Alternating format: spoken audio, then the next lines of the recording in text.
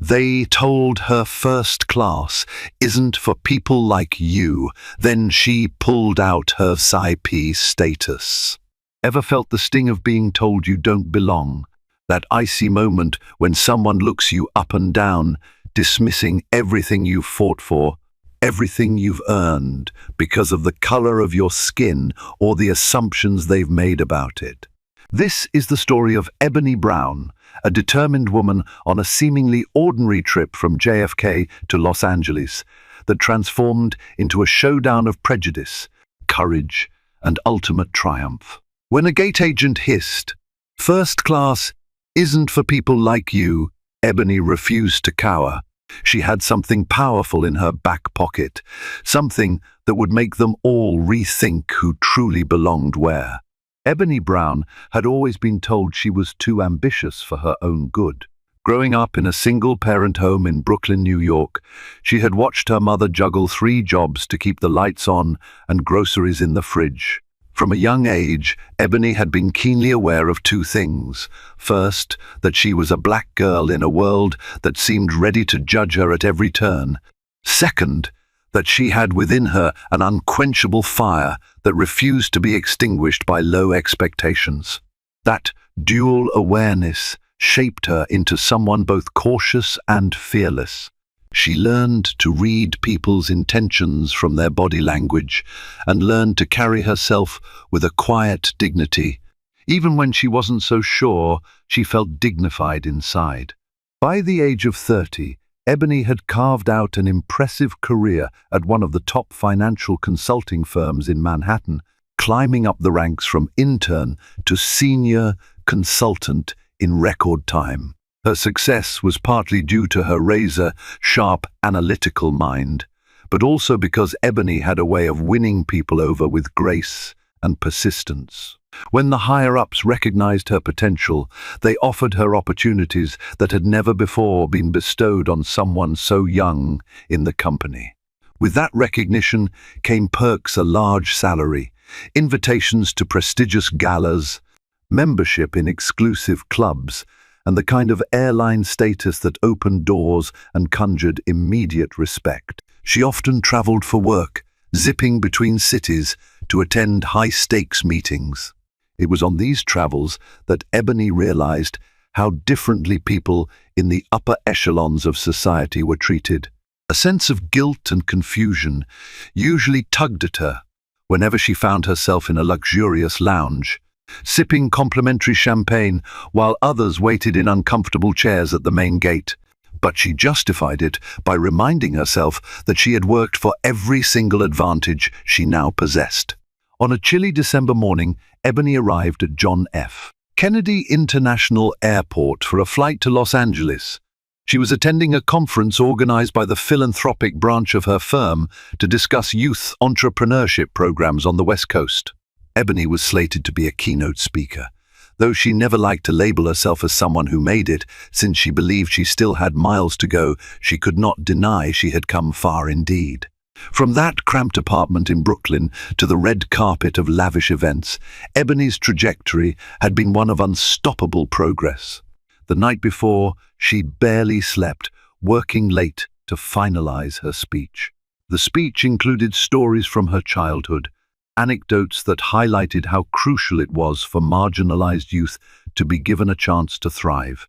She hoped to inspire her audience to invest in the dreams of children who resembled the girl she used to be. Arriving at Terminal 4, Ebony felt that unmistakable buzz of controlled chaos. She had her carry-on, a neat black roller bag that bore the marks of thousands of miles traveled, and a sleek briefcase containing her laptop and final notes. Because she had top-tier VIP status with Delta Airlines' Delta Diamond Medallion, she bypassed the regular baggage check line and headed toward the dedicated priority counter.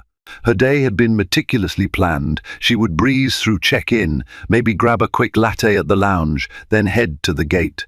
The flight would be 5.5 hours, during which she could finalize her presentation slides. Everything seemed straightforward. At the priority counter, Ebony was greeted warmly by an older gentleman named Tim. He'd been working at the airline for decades, and Ebony could see in his eyes that he understood what it took to make a customer feel valued. He confirmed her seat in first class, took her bag with care, and wished her a lovely flight. The small gestures, she thought, were what made a difference. It reminded her why she chose loyalty to this airline in the first place, not just for the miles or the upgrades, but for the genuine kindness she encountered from dedicated employees like Tim. Security was relatively quick, thanks to her TSA pre-check. She walked confidently in her tailored burgundy pantsuit and black heels, her hair neatly styled in braids. She often liked to wear braids on business trips. They felt low maintenance yet elegant. She passed countless travelers rushing to their gates, realized she still had time to spare, and decided to head to the Delta Sky Club lounge. Ebony scanned her digital membership card at the lounge entrance, and the attendant, a polite young man, greeted her with a bright smile. Moments later, she was seated in a comfortable chair by the large glass windows, sipping a cappuccino and watching planes take off into the overcast sky. She scrolled through her phone to check her emails, responding to a flurry of messages from colleagues about her upcoming keynote. The hum of conversation in the lounge was soothing. Business people, vacationers, and couples were going about their lives, each with a story to tell. Ebony couldn't help but observe the wide demographic. This lounge, she thought, was a bubble. Everyone in it had some measure of privilege. Often, Ebony wondered how many other black women in particular had made it here. She thought about the quiet stares she sometimes received, and she reminded herself that she did deserve her seat in this lounge. She'd paid her dues in sweat and perseverance. Time eventually nudged her to gather her belongings. Her flight would begin boarding soon. The gate for her flight, Delta 416, was about a 3-minute walk from the lounge. As she approached, she saw a small crowd forming. They were announcing the different zones, pre-boarding for special assistance, then the Delta One and Sky Priority passengers. Ebony retrieved her boarding pass from her phone, preparing to line up in her rightful group. It was then that she caught sight of the gate agent. Her name tag read Monica. Monica had a stern face and sharp eyes that flickered over each passenger's appearance in a way that made Ebony bristle. Ebony stepped forward, smiling politely. "Good morning," she said, handing over her boarding pass. Monica frowned at Ebony, then looked at the pass, then back at Ebony. "Ma'am," Monica said with a clipped tone, "this is a first-class boarding pass." Ebony offered a curt nod. "Yes, that's correct. 2A."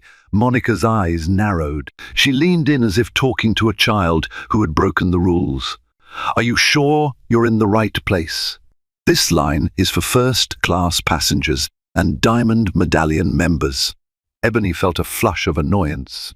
"I am a Diamond Medallion member. Here's my ID," she replied, pulling out her frequent flyer card from her wallet, though she rarely needed to do this in person. Usually, the digital boarding pass was enough proof of her status. Monica took the card as though it might be fake. She scrutinized it for a moment, her expression not softening in the least. Ebony heard the subtle shift in Monica's voice, a slight hush, as if she didn't want to make a scene but wanted Ebony to know she was onto her. "Delta Diamond Medallion, huh?" she repeated with skepticism. Ebony suppressed a flare of anger. She didn't want a confrontation, especially not over something so demeaning. She tried to stay calm. "Yes, ma'am, I earned it." A few passengers in line behind Ebony began to murmur, growing curious about the hold-up. Ebony could feel the weight of their stares. She wanted nothing more than to board the plane peacefully and get on with her day. Monica, however, seemed determined to prove Ebony didn't belong. Finally, Monica handed back the card. Her words came out in a low, embittered hiss. "Listen, I'm not sure how you got this, but first class isn't for people like you." For a second, Ebony simply couldn't process what she'd just heard. A chill went down her spine. Her gaze snapped up to meet Monica's. "I beg your pardon?" Ebony said. voice trembling slightly. She could hardly contain the roiling anger she felt. Monica seemed to realize she might have gone too far. She tensed but doubled down. I see people trying to sneak into the premium cabins all the time. You can't just waltz in here because you printed off some fancy pass. This is a serious offense. I could call security. Ebony took a deep breath. She refused to drop her gaze, though tears of frustration threatened. Call them, she said, quietly, deciding that if Monica was intent on humiliating her, Ebony would let the authorities settle this. She wasn't afraid she was outraged. Before things escalated further, another gate agent approached. His name tag read Carlos. He had a concerned expression. "Is there a problem, Monica?" he asked, scanning Ebony and reading the tension in the air. "Not at all," Monica said, turning her face away from Ebony. "This passenger claims to have a diamond medallion and a first-class seat. I was just verifying." Carlos looked at Ebony's boarding pass, scanned it on the machine, and it beeped approvingly. "Everything checks out here," he said, sounding exasperated. Then he turned to Ebony, offering a professional smile. "Welcome aboard, Miss Brown. Sorry for the delay." Ebony nodded in thanks, not wanting to waste another breath on Monica. Still, as she proceeded down the jet bridge, Monica's words rang in her mind. "People like you." The humiliation burned her cheeks. She was used to microaggressions, but the gate agent's brazen hostility had crossed a new line. Once on the plane, Ebony managed to restore her calm facade. She found her seat in 2A and stored her carry-on in the overhead bin. She settled into the plush seat, wanting to exhale the tension. She reminded herself, "You are here because you belong here. You earned this seat." She didn't want to let one bigoted gate agent ruin her mood, but it was hard to shake off. The flight attendant working the first-class cabin was a tall woman named Clarissa, with silver-streaked hair neatly pulled into a bun. She exuded a certain warmth that instantly put Ebony at ease. Clarissa offered her a glass of orange juice or champagne, and Ebony chose champagne, figuring she could use a bit of fizz to settle her nerves. She sipped slowly, gaze drifting around the cabin. The other first-class passengers were mostly business travelers, men in suits, a couple of them glued to their laptops. One was a middle-aged woman wearing noise-cancelling headphones, flipping through a gossip magazine. Nobody seemed to pay Ebony any particular attention, or so she thought. Moments later, Ebony felt a slight nudge against her armrest. She turned to see a well-dressed woman with piercing blue eyes.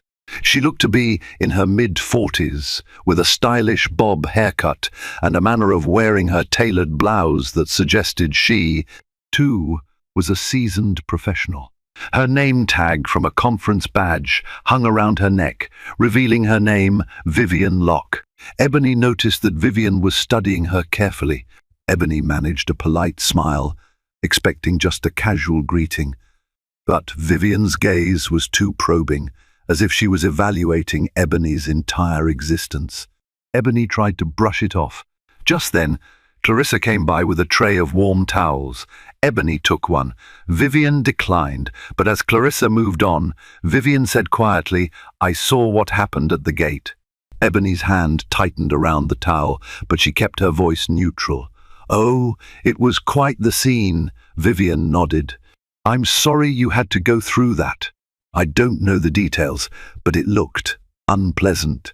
Ebony nodded but was wary. People sometimes pretended to be allies, only to ask intrusive questions or make belittling comments. She waited to see what angle Vivian might take.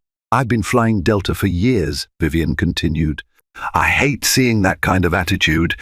You'd think in this day and age we'd be past all that."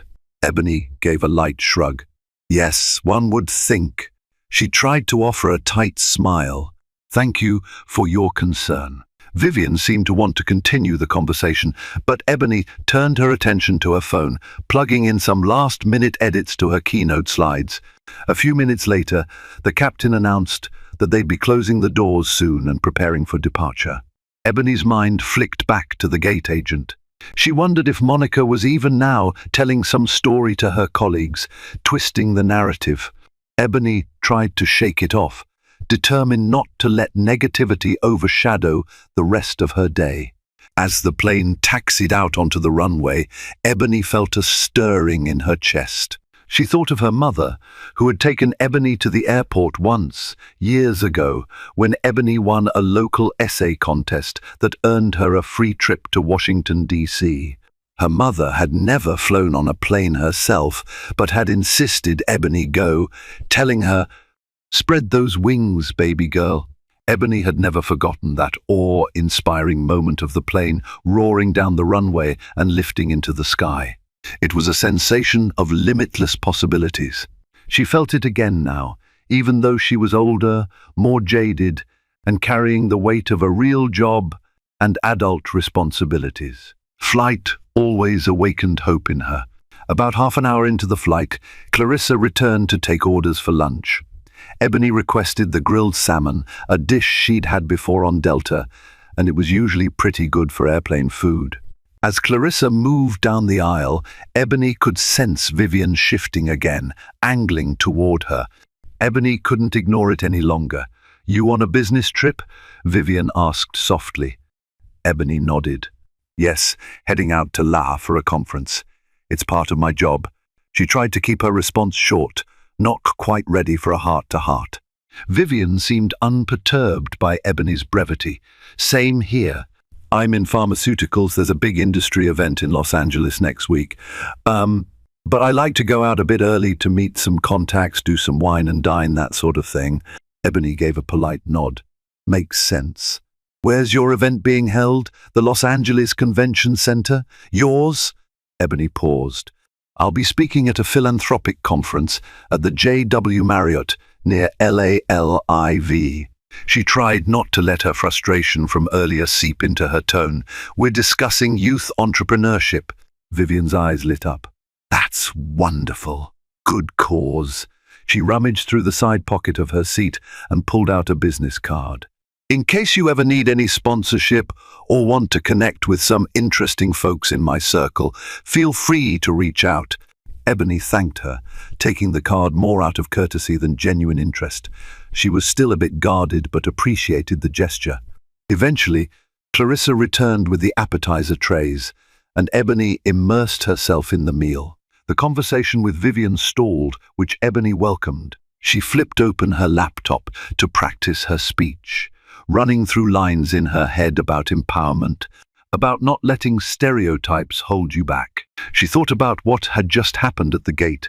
It was as if fate had handed her a fresh example of the bigotry that still existed. Ebony was tempted to incorporate the incident into her speech somehow, but that would probably be too raw, too personal. Besides, she needed to keep her keynote polished and professional. The flight progressed smoothly for the next couple of hours. Ebony answered some emails, read over a contract for an upcoming partnership, and occasionally gazed out the window at the expansive sky. She tried not to dwell on Monica's words. As she settled into her seat, Ebony noticed Clarissa passing by and pausing at her row. "Miss Brown," Clarissa said in a low voice, leaning in. "If you need anything else, please don't hesitate to ask. I was at the boarding door for a moment and overheard a bit. I just want you to know we appreciate your business." Ebony caught the sincerity in Clarissa's tone. She nodded. "Thank you, Clarissa. The first do appreciate that." The rest of the flight was uneventful. Eventually, Ebony dozed off, lulled by the hum of the engines. She dreamed fleetingly visions of her mother, of her younger self packing for that first plane ride. When she woke, the captain was announcing their descent into LAX. The flight attendants came around to collect any trash and remind passengers to stow their belongings. Ebony felt the dryness in her eyes that came from sleeping on planes, but otherwise she felt a stirring excitement. She had a lot to accomplish on this trip. When the wheels touched down and the plane taxied to the gate, Ebony tried not to think about the possibility of crossing paths with Monica again. But she couldn't help the coil of tension in her gut. She needed to exit the plane, find her driver, and get to the conference hotel for a quick rehearsal of her keynote in the afternoon. She might never see Monica again, she told herself. Perhaps that was for the best. As Ebony stepped off the plane, she followed the flow of first-class passengers up the ramp. The moment she entered the terminal, she heard a voice say, "Miss Brown." She turned to see a uniformed Delta representative waiting near the arrival gate area. He was a young man with short blonde hair and a wide, forced smile. "Miss Brown?" he repeated, stepping forward. "Yes," Ebony said, adjusting the handle of her carry-on. "Could you come with me, please? There's a matter the airline would like to discuss." Ebony's pulse quickened. Her first thought was that something had gone wrong with her baggage, or there was an issue with her connecting flight details. Though she wasn't connecting, she might have left something behind. She followed the representative down a corridor that led away from the main passenger flow. She became vaguely aware of Vivian's presence behind her. It seemed Vivian, too, was curious, as if wanting to see if Ebony needed any help. In a small side office with frosted glass windows, Ebony was greeted by a middle-aged woman in a crisp business suit. She had an air of officialdom about her, with a name badge that read Karen H., Customer Service Supervisor. Ebony tried not to read too much into the name Karen, but the irony was not lost on her. "Miss Brown, I'm Karen. Thank you for stopping by. May I offer you a seat?" Karen gestured to a small conference table. Ebony sat, crossing her legs and placing her carry-on beside her. The representative stood by the door, looking uncomfortable. "Is there an issue with my bag?" Ebony asked, trying to keep her voice steady. Karen folded her hands on the table. "Not exactly. We received a report from the gate agent at JFK Monica. If I'm not mistaken, alleging there was some altercation regarding your ticket status. She suggested that you presented fraudulent documentation to gain access to first class." Ebony felt a jolt of anger. She inhaled carefully, then let her words come out crisp and measured. "I presented a legitimate boarding pass and a legitimate Diamond Medallion membership card. She was the one who questioned my right to be in first class. I told her to call security if she doubted me. She didn't, so I boarded." Karen nodded slowly. "I see. The gate agent claimed you made threats about complaining to upper management and that you verbally harassed her." Ebony's jaw clenched. "That is absolutely false. In fact, she told me, first class isn't for people like you. If you have surveillance or audio recordings, you'll find that she was the aggressor." I simply stood my ground. Karen's posture stiffened. Ebony could sense that Karen was used to dealing with complaints, but perhaps not used to dealing with them when the passenger had a clear advantage in membership status. "We do take accusations of discrimination very seriously," Karen began in a measured tone. "However, we also trust our employees," Ebony cut in, her frustration boiling over. "Do you trust them more than a Diamond Medallion passenger, more than your loyal customer who has spent tens of thousands of dollars on your airline? Are you going to ignore the fact that she specifically singled me out because I'm a black woman?" Ebony's voice trembled slightly on the last words, but she refused to be embarrassed by her emotions. Karen looked taken aback, perhaps by Ebony's directness. "I understand your frustration. We will open an investigation. For now, we're just gathering your statement. Could you provide a written account?" Ebony sighed, glancing at her watch. She had a schedule to keep, but she wasn't about to let them twist the narrative. "Fine. I'll give you my account. But let me be clear, I expect Delta to address this matter properly. If this is swept under the rug, I will take it further. I'm an executive at a major consulting firm, and I know how to escalate these issues. I also have connections in media. Discrimination is not something I take lightly." Karen pressed her lips together, possibly weighing how to handle Ebony's words. "I see. We certainly don't want this to escalate unnecessarily." Here's a form. Please fill out as many details as possible. She slid a paper and pen across the table. We will conduct interviews with all parties involved. Ebony began writing.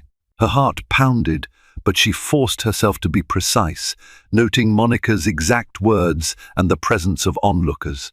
She also mentioned Carlos, the other gate agent, who had confirmed her boarding pass without issue. After a few minutes, Ebony handed the form back. Karen skimmed it, then offered Ebony a practiced corporate smile. "Thank you for your cooperation, Miss Brown. We'll be in touch. If you have any additional concerns, here's my card." Ebony stood, slipping the business card into her wallet. "Thank you. I have to go now. I have obligations in LA." As she exited the office, Ebony spotted Vivian standing not too far away. Vivian's expression was tense with concern. "Is everything okay?" she asked softly. Ebony nodded. "Yes. They just wanted my statement about the incident." She glanced around, noticing that other passengers had long since dispersed. She suspected that none of them, if asked, would side with Monica's story. But Ebony had a life to get on with, so she gave Vivian a small wave goodbye and headed to the baggage claim. A short while later, Ebony found herself in a sleek black SUV courtesy of her firm's travel department, weaving through LAX traffic. She stared out the window at the palm trees and the haze of Los Angeles. The memory of Monica's hateful comment lingered, overshadowing Ebony's excitement for the conference. She resolved not to let it hamper her performance. Instead, she decided to harness that anger, to weave it into her speech as a testament to the obstacles she and others like her still faced. She might not name the airline or the specific incident, but she could speak about perseverance in the face of adversity.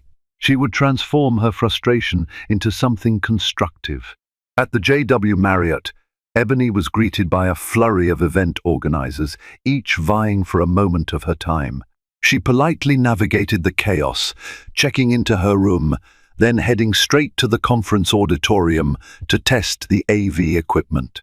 The next day, she'd be standing on that stage in front of hundreds of philanthropists and corporate sponsors, making a case for investing in young dreamers from marginalized communities.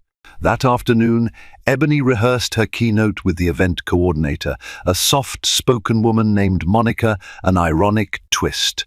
Ebony tried not to let the name association rattle her. This Monica was quite kind and professional. After the run-through, Ebony retreated to her hotel room to refine a few lines. She couldn't help but think about how life placed you in front of people who shared the same name, yet treated you in starkly different ways. It was a reminder that one bad seed didn't define an entire orchard. As night fell, Ebony sank into the plush bed, exhaustion seeping through her limbs. She stared at the city lights outside her window, the glow of Los Angeles shining brilliantly. Her phone buzzed a text from her mother. She'd told her mother about the incident at JFK, venting her anger. Her mother's response was simple: "You keep shining, baby. Don't let nobody snatch your light." Ebony smiled at the words on her screen. Comfort washed over her. She thought about how many times her mother's unwavering belief in her had been her lifeline. Morning arrived, and with it came the swirl of pre-conference adrenaline. Ebony made her way down to the main ballroom, passing a table of name badges for attendees. She recognized many influential figures in philanthropy and business. She took a seat at a reserved table near the stage, finalizing some bullet points. The room began to fill. People greeted her. Some recognized her from previous conferences. Others approached her with curiosity. Ebony answered politely, though her nerves were alive and dancing. When her time came to speak, Ebony walked onto the stage, a polished microphone clipped to her lapel. A hush fell over the crowd of about 500. Ebony inhaled, looked out over the sea of faces diverse, but still with too few women of color in the front rows, and began. She talked about her upbringing in Brooklyn, about how the local community center and a few caring mentors had steered her away from negative influences, fostering her spark. She touched upon success, resilience, and the need for society to invest in youth. Her tone was confident, her smile genuine. Then she pivoted slightly, referencing a recent personal experience without going into specifics. There are times we all face prejudice or dismissal, even in places we rightfully belong, Ebony said, her voice steady. Someone might say to you, this space isn't for people like you, but it's up to us, those who've walked these precarious bridges, to stand our ground. It's up to us to ensure the next generation doesn't have to hear those words. She saw a few heads nodding in the audience. Perhaps they sensed the weight behind her words. She ended her speech to robust applause. Amid the standing ovation, Ebony felt a wave of relief, as if she'd let go of a burden. She had turned a painful memory into a message that could uplift others. During the post-speech reception, Ebony was bombarded by well-wishers. She smiled, shook hands, and politely accepted compliments. Some expressed their admiration for her perseverance. Others asked how they could support the youth program she championed. A few recognized the subtle reference to discrimination in her talk and congratulated her for addressing the elephant in the room. Ebony was grateful for the moment. On the second day of the conference, Ebony was approached by a representative from Delta's corporate office. The woman introduced herself as Helen Chambers, Director of Customer Relations. Ebony raised an eyebrow, curious. She wondered if this meeting was related to the incident at JFK. Miss Brown, Helen said, extending a business card, I'd like to speak with you about your recent experience on Flight 416. Could we sit down for a moment? Ebony agreed, leading Helen to a quieter corner near the conference coffee station. Helen looked apologetic. First, let me say we're deeply sorry for what happened at JFK. We've completed an initial investigation, and it appears that the gate agent you encountered, Monica, has had previous complaints filed against her regarding unprofessional conduct. This is not the standard Delta wants to uphold. Ebony felt a flicker of satisfaction. So Monica had a record of this kind of behavior. I'm not surprised. And, Helen sighed, Monica has been placed on administrative leave pending further review. We want you to know that we take these accusations seriously and we've found enough evidence to believe your account.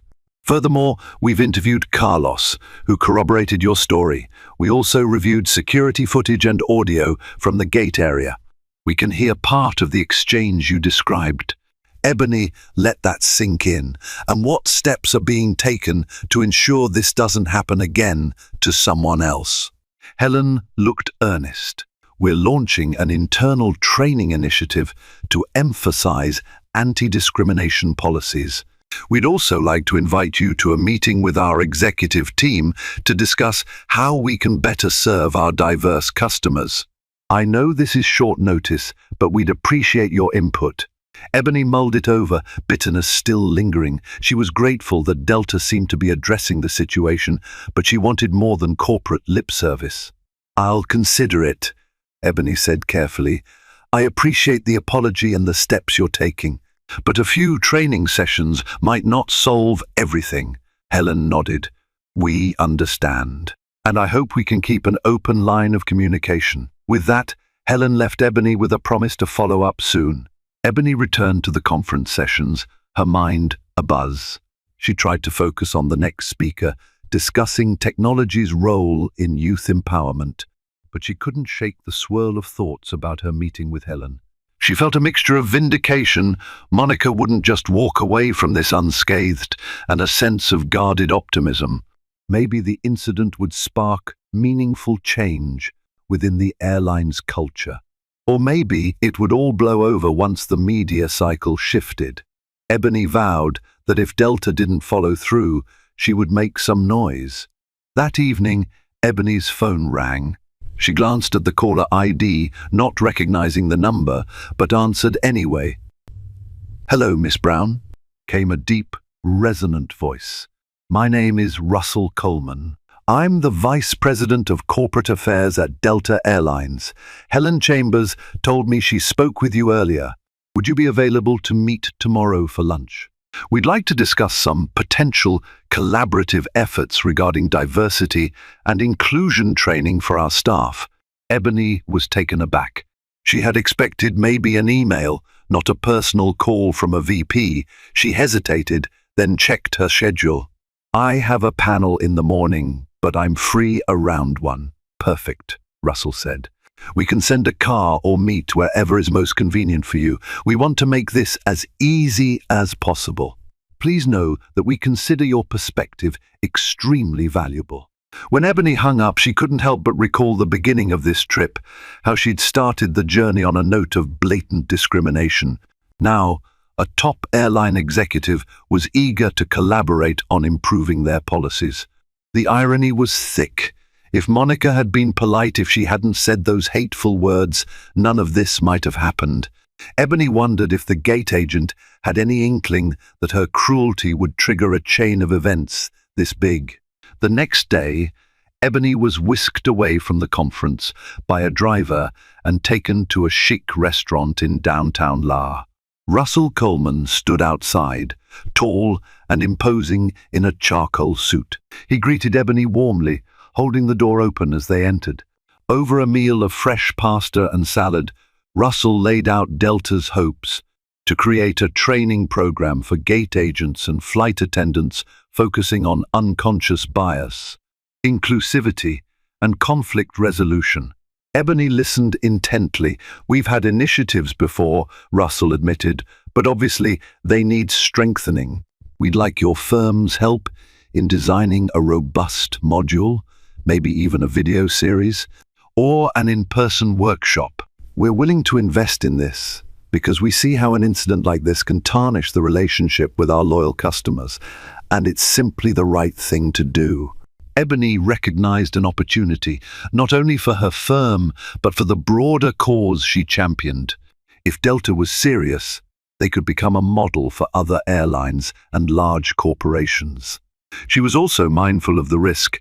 Ebony didn't want this to be a simple PR stunt where they trotted her out as a token. I'm open to discussing possibilities, she said, sipping her water. But I want transparency and a real commitment. You can't fix a systemic issue overnight. And this can't just be about your brand image. It has to be about actual culture change. Russell nodded, clasping his hands.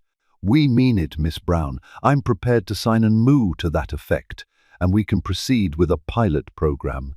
We'd love for you to be an advisor.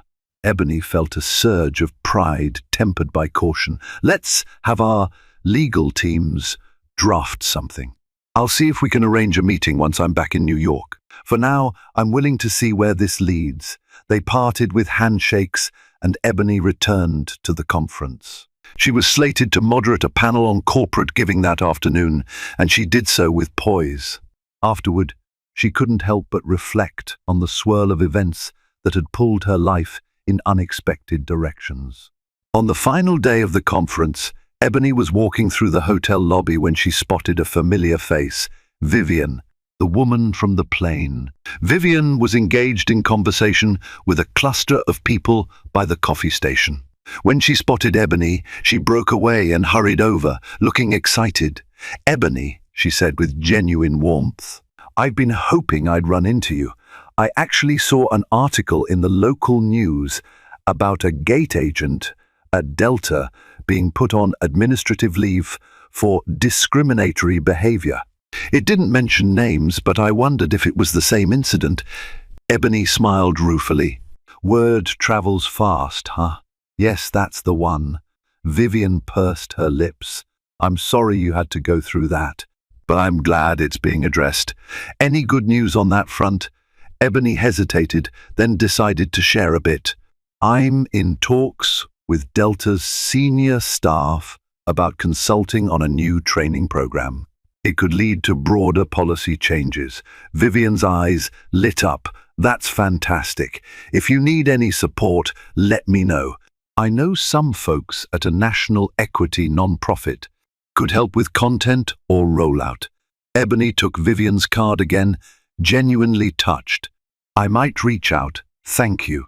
They chatted briefly about the conference, and Ebony realized that sometimes allies came in unexpected forms. Vivian's initial intense stare on the plane might have just been curiosity. People were multi-layered, Ebony reminded herself. She'd been so guarded, but sometimes people genuinely wanted to help. Before flying back to New York, Ebony gave a stirring final address at the conference. She shared more personal anecdotes, focusing on the importance of representation in leadership positions. The crowd responded with a standing ovation. Ebony felt a sense of fulfillment, mingled with a bright optimism. It wasn't just about her personal victory over Monica's prejudice, it was the collective impact these kinds of stories could have on shaping future policies and perceptions. As Ebony made her way to LAX for her return flight, she couldn't help a swell of anticipation. She was still a bit on edge about encountering any staff who might hold a grudge. But upon arriving at the first-class check-in, she was greeted by an impeccably courteous agent who recognized her diamond medallion status instantly, printed her boarding pass, and wished her a pleasant flight. Ebony thanked him warmly. In the Delta Sky Club, Ebony helped herself to a small plate of fruit and a cup of tea. She noticed an email on her phone from Russell Coleman, referencing an upcoming meeting in New York. They wanted her to present a preliminary proposal in 2 weeks. Ebony's thoughts roamed to how swiftly life could shift from painful confrontation to a potential partnership that might better the experiences of countless travelers. She boarded her flight this time with no issues and settled into her seat. The flight attendant in first class was extremely attentive, offering Ebony an assortment of beverages and a blanket before she even asked. Ebony sensed that word might have spread among some staff about her experience, or perhaps she was simply noticing their usual courtesy more keenly. Either way, she appreciated the gestures without letting them cloud her judgment. When the plane took off, Ebony leaned back in her seat, gazing out the window. The sunlight glimmered across the clouds. She reflected on the chain of events, Monica's cruel words, Ebony's refusal to back down, the corporate response, and now a potential initiative that could transform how an entire airline approached customer service and diversity training. She also thought about the broader lesson sometimes. In the face of injustice, standing up for oneself could spark change that went beyond personal vindication. Of course, Ebony knew that karma was a concept people brandished to make sense of fairness.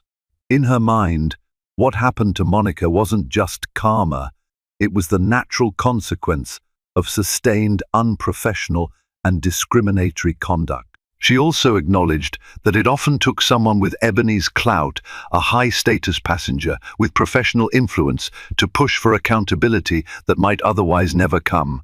This realization only fueled Ebony's determination to fight for those who might be disregarded because they lacked the same social or economic leverage. Upon landing back in New York, Ebony's phone buzzed with messages from colleagues. Word had spread in her firm about her involvement with Delta's corporate affairs team.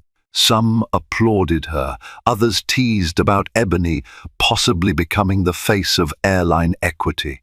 Ebony took it in stride, focusing on the work to be done.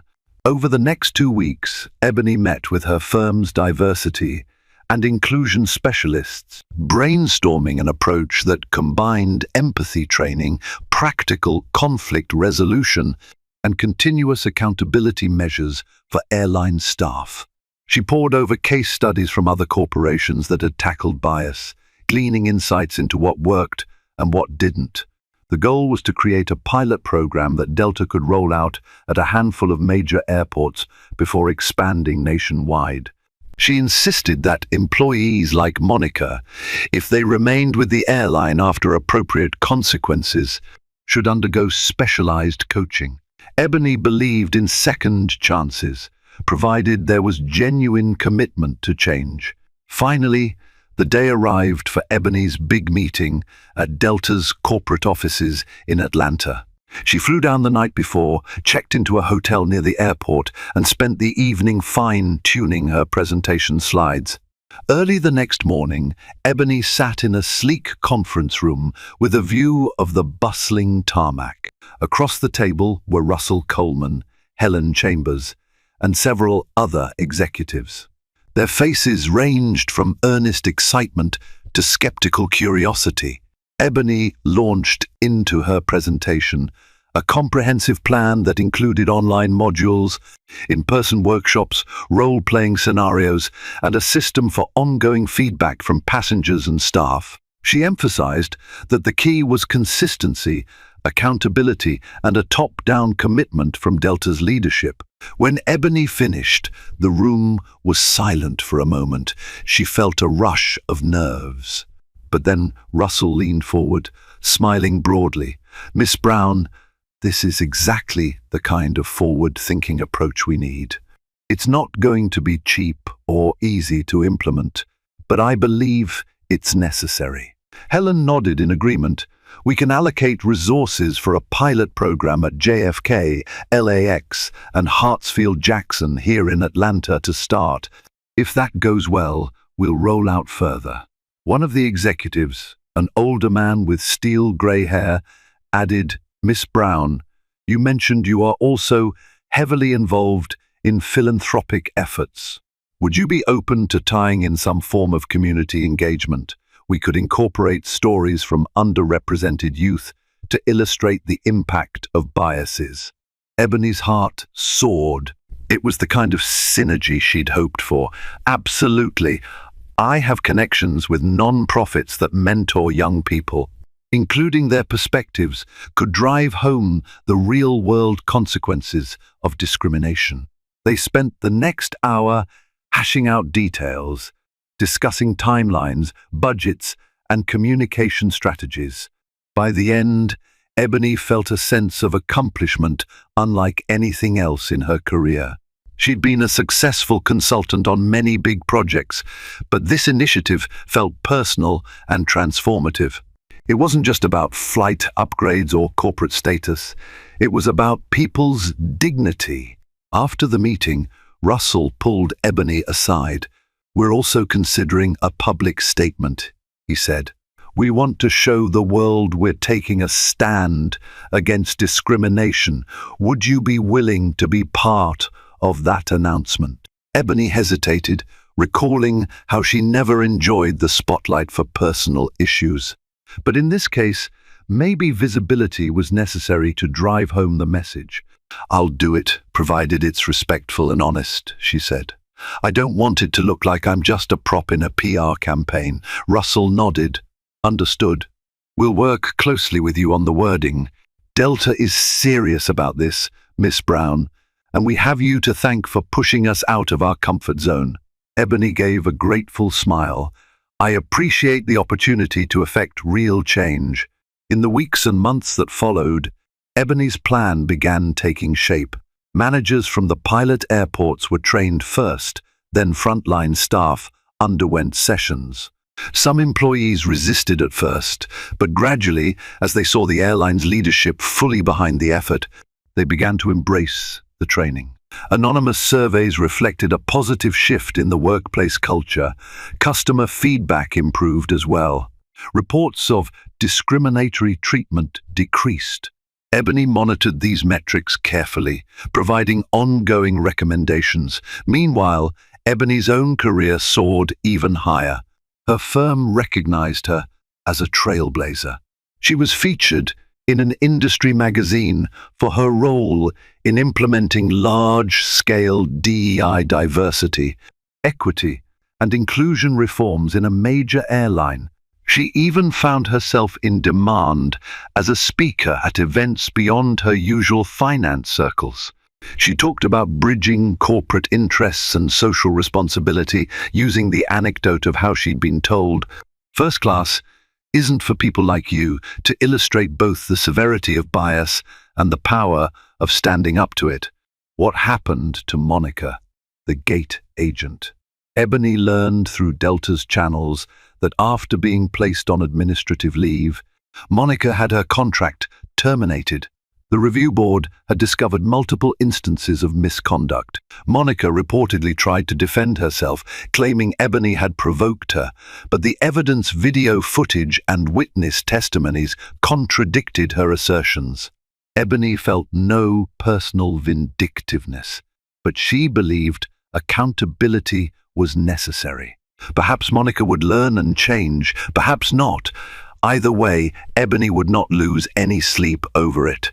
In a twist Ebony hadn't anticipated, news outlets got wind of the story. A journalist from the New York Times approached Ebony for comment. At first, Ebony was reluctant to share details, but Delta encouraged an interview to showcase their new program. Ebony agreed, under the condition that the article focused on solutions rather than sensationalizing the problem. The resulting piece was balanced. It delved into Ebony's personal encounter, the airline's response, and the broader implications for corporate America. It garnered a massive reaction on social media, praise, debate, even a few detractors who insisted Ebony must have exaggerated the incident. But Ebony was no stranger to online trolls. She let her actions speak louder than the skepticism. Months later, Ebony was flying again, this time to Seattle for a tech summit. She boarded the plane as usual, using her diamond medallion privileges. No stares, no doubts, no confrontation. The gate agent scanned her boarding pass with a friendly smile, no questions asked. Ebony settled into seat 2A, feeling at peace. In many ways, that was what she'd wanted all along, the right to travel without her identity being weaponized against her. Yet Ebony knew that, for countless others, discrimination in its myriad forms persisted. Her victory, while meaningful, was but a single battle in a sprawling war. Still, if one airline could pivot its culture, if one corporation could set a precedent, Ebony believed it could ripple outward. She recalled the phrase she had used in one of her speeches, "A small change in a vast sky might guide the flight path of many." She pulled out her laptop, ready to fine-tune more projects. Her phone buzzed with a notification, an email from Delta's Diversity Committee, inviting her to the official rollout event of the new training initiative, now named Skybridge, Building Connections at Every Altitude. Ebony smiled, tucking away her phone. The sense of fulfillment warmed her heart. Life had a strange way of weaving adversity into opportunity. As the plane's engines revved up for takeoff, Ebony gazed out the window once more, the horizon stretching before her like an open invitation. Ebony Brown's experience reminds us that a single act of courage can spark transformative change far beyond our own personal realm. From being told first class isn't for people like you to partnering with a major airline on a pioneering diversity initiative, Ebony's journey showcases the power of resilience and unwavering determination. Each of us has the capacity to challenge prejudice and carve a path for others to follow, no matter how steep the climb or how long the odds. If you've been moved by this story, don't forget to hit the like button, share it far and wide, and subscribe to this channel for more tales of triumph, justice, and hope. Together, we can bring attention to stories that inspire real, lasting change. Be part of this community and let's keep shining a light on voices that deserve to be heard.